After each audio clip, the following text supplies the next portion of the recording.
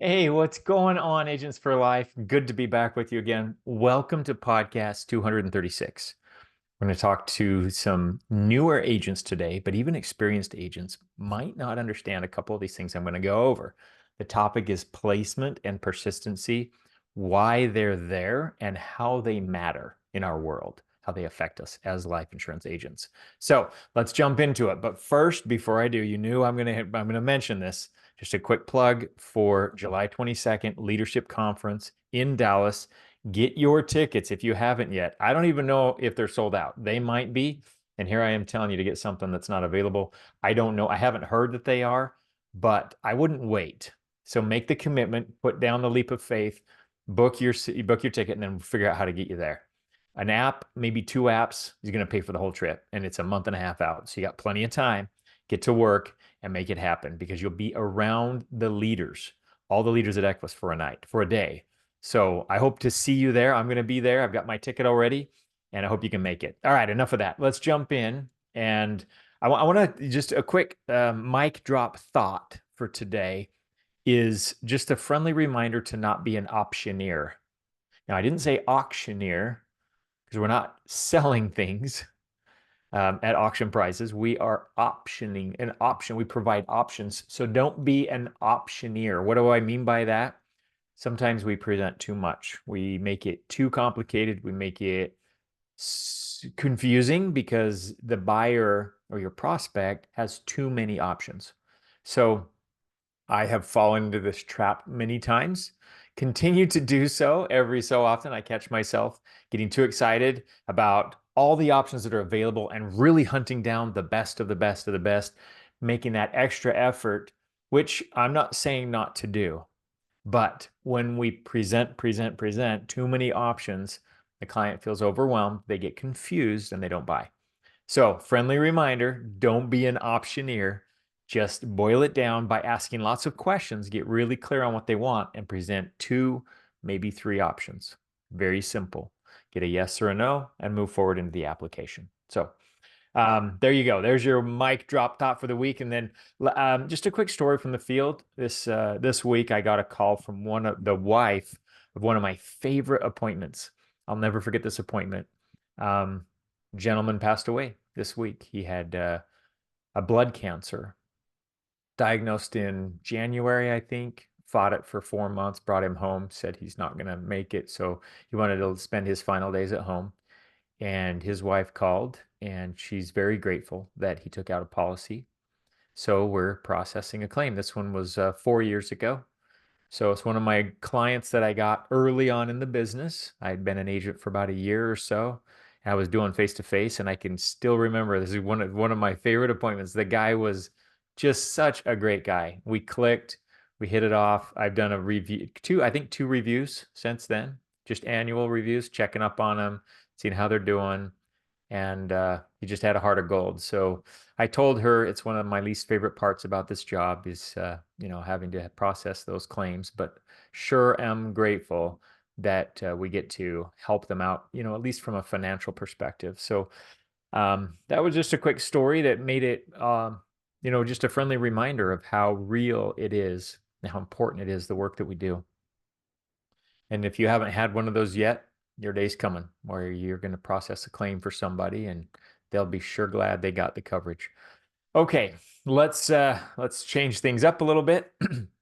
Not quite so heavy. Let's lighten the mood and talk about a little bit of training that will help you. Now, persistency and placement, okay? Super important. We don't talk about them very much, but these are two quality scores that Equus uses to judge, to base our bonuses and promotions. And you'll know when you're below where the score is because it'll turn red on your dashboard. And it's such a bright red. You almost have to put your sunglasses on. You're like, whoa, okay, I see you. I see you. You're there. Got it.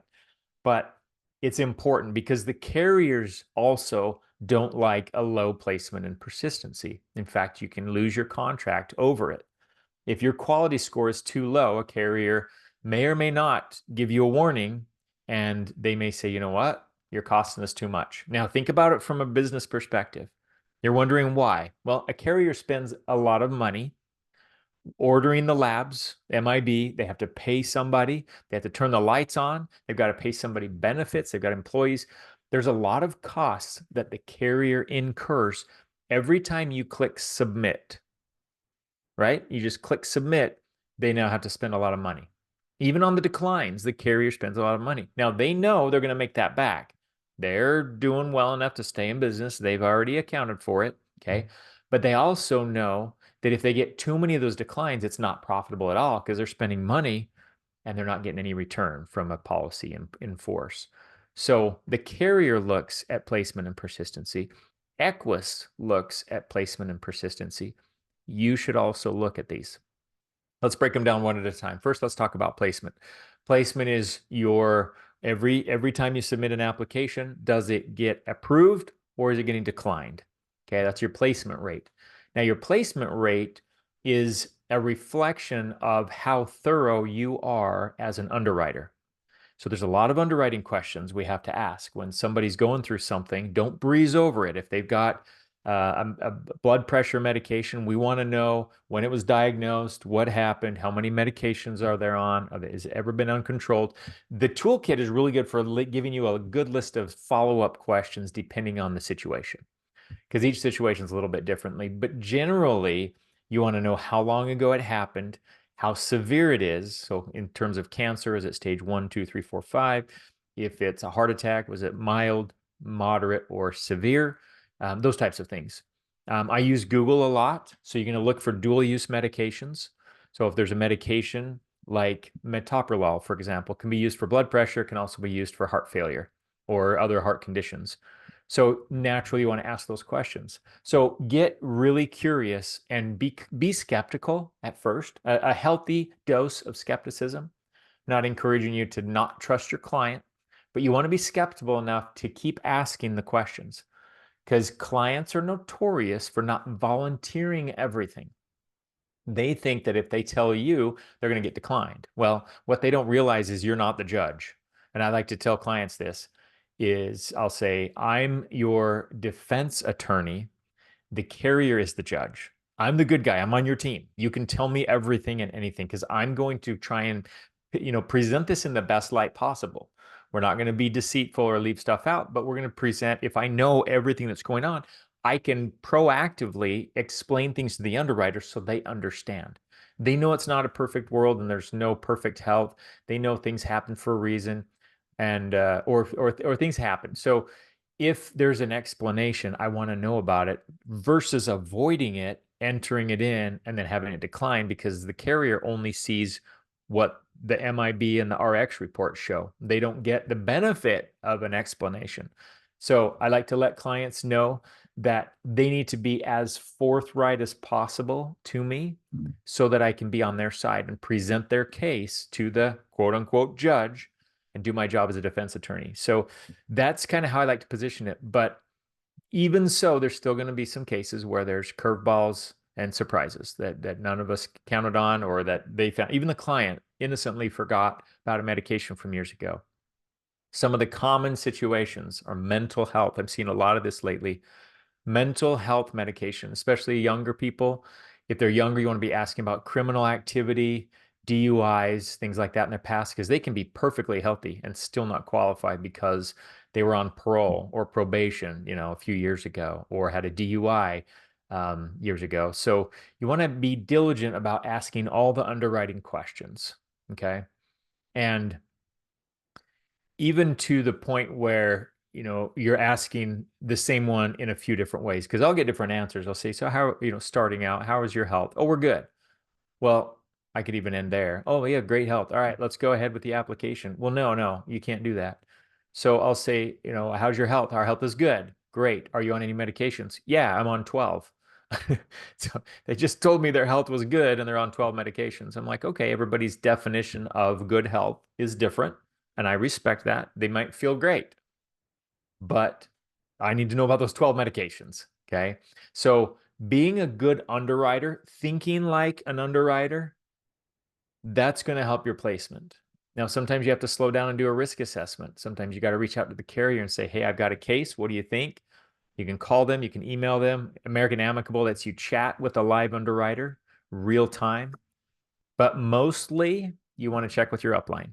So you want to send a picture, and that's why we emphasize that so emphatically, because this is where you're going to get a second set of eyes on your case to make sure you're submitting it to the right place that's likely to give them that stamp of approval we're all looking for. So make sure you're following the system on that, because you want your placement rate to be good. Now, if you have a low placement rate and you want to get it up, here's a quick shortcut. A placement rate is based on the number of apps submitted and the number of apps approved. Well, what gets approved really easily? Accidental death policies, almost guaranteed, and children's policies. There's 2 health questions in a children's policy application. So are you asking about those opportunities? You can take multiple applications in a home. A lot of times we think, I'm just going to take one application because I'm here to protect the family. So I do an application, I'm on my way. But sometimes a good strategy is to take 2 or 3 applications on the same person. So they can get an accidental policy, they can get a policy for one of their children, they can get some of these other policies that are likely to get approved. Okay. Or even if they needed 500,000, you can get one 300,000 that goes 30 years and a 200,000 that goes 20 years. So they're kind of staggered, right? So all the coverage goes for 20 years, and then this one drops off and this one goes longer, rather than trying to get all of it for all 30 years. Because usually as you age, your need for life insurance decreases because you go out of those earning years, you pay off the home, things like that. So you can structure, when you're on with a client. And by the way, once you take the first app, you've got all the information. It's super quick to do a second app or a third app because you've got those answers. You've got, the personal information, everything. So a good way to get your quality score up is to write multiple applications on a healthy person, especially the children's apps and the accidental death benefit apps, because now your ratio goes up. You're submitting, getting more approvals, right? So that's placement. It's your ability to look at a case, place it with a carrier and a product that's likely to get approved.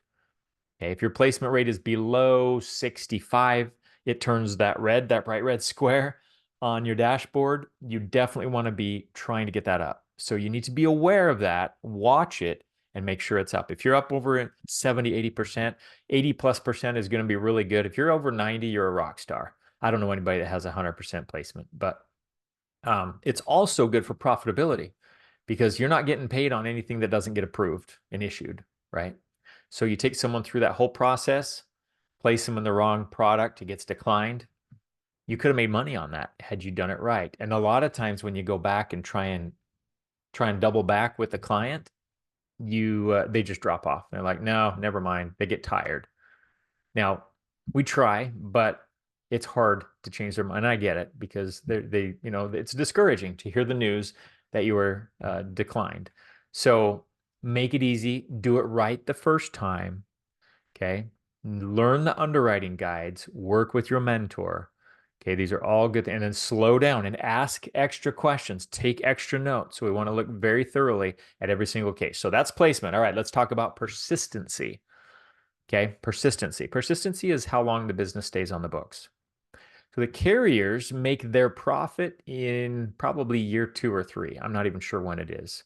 Barry Clarkson probably knows, but that's over my pay grade. I don't know, but I know the carrier doesn't make much profit at all, if any, in the first year. They give us the commission.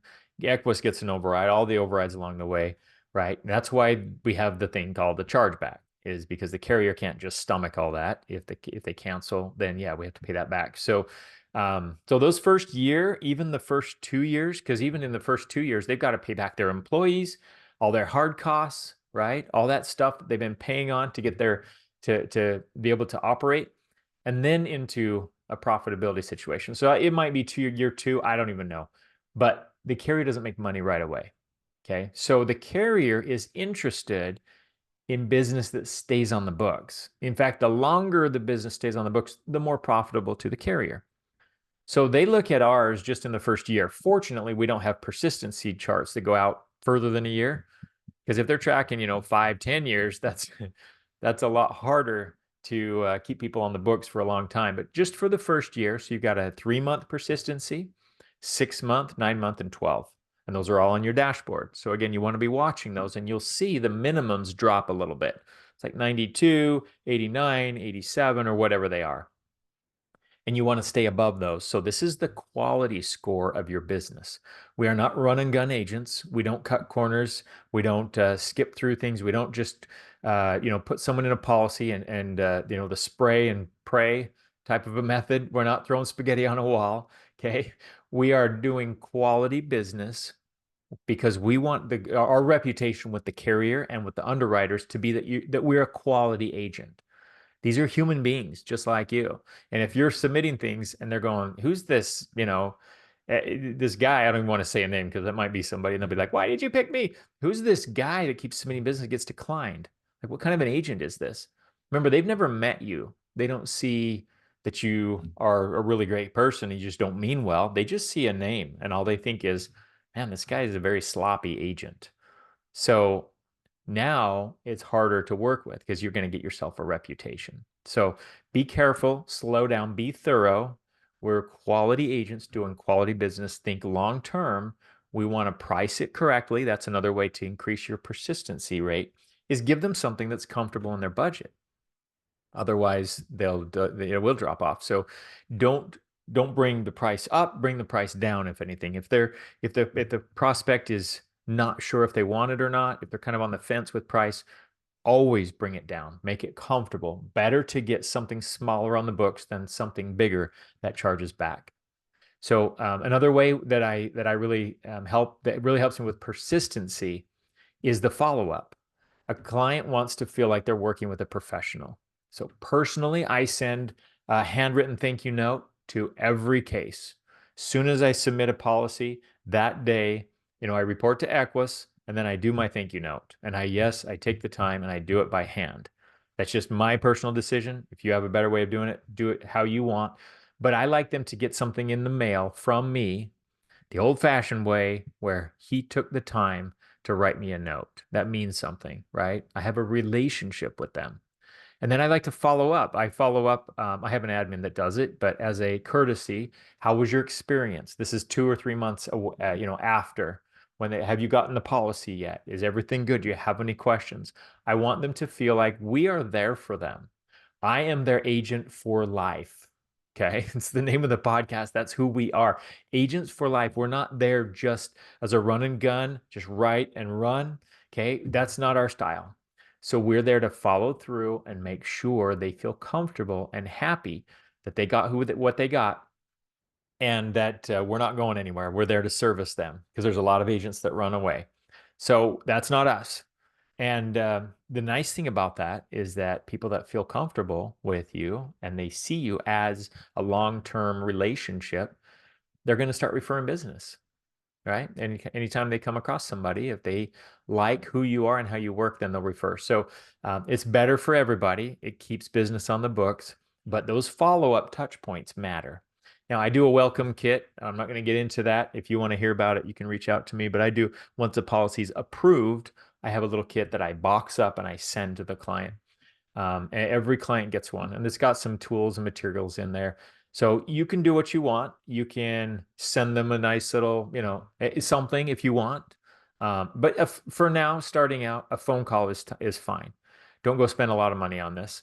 A phone call is fine, or even a message, an email, just some kind of follow-up so they know that you're thinking about them. So anything you can think of, touch points to make them feel comfortable will help keep that business on the books. So placement, how good are you at getting it approved? And persistency, how good are you at keeping it on the books after it's approved? Two very important scores you have to watch. Make sure you're branding yourself with Equus and with the carriers as a quality agent. Super important. If you have any questions, reach out. But thank you. I hope this is helpful, and I'll see you on the next one. Take care.